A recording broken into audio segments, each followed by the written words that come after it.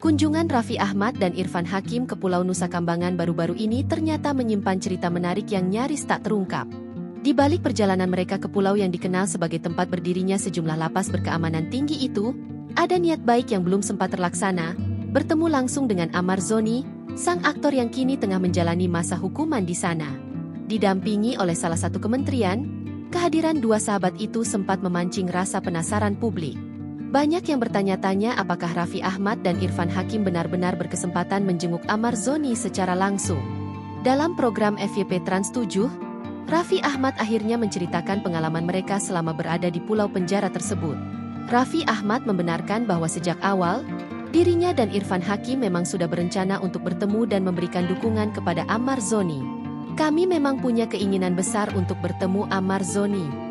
Setibanya di sana, kami langsung sampaikan niat itu, jelas Raffi Ahmad.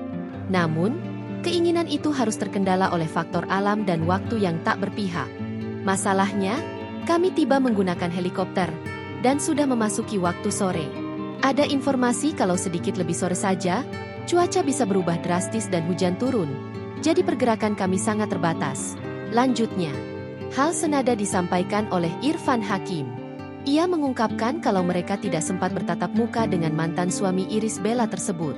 Kami hanya diberitahu di blok mana selnya berada, karena di sana itu lapasnya banyak sekali. Jadi, kami cuma tahu lokasinya saja.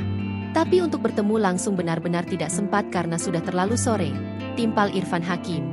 Raffi Ahmad juga menuturkan kalau hanya bisa melihat Amar Zoni dari pantauan CCTV.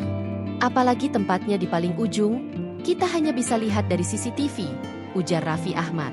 Itu pun tetap nggak kelihatan, imbu Irfan Hakim. Meski pertemuan itu urung terjadi, Raffi Ahmad dan Irfan Hakim tetap menyampaikan dukungan dari jauh. Doa mereka tak henti mengalir untuk Amar Zoni agar diberi kekuatan, kesehatan dan keteguhan hati dalam menjalani masa hukuman. Raffi Ahmad pun menutup ceritanya dengan pesan penuh empati. Doa terbaik dari kami untuk siapapun yang sedang menjalani masa hukuman. Semoga semuanya diberikan kesehatan, kekuatan, dan bisa melewati proses ini dengan baik dan benar, tutur Raffi Ahmad. Download Tribun X sekarang, menghadirkan lokal menjadi Indonesia.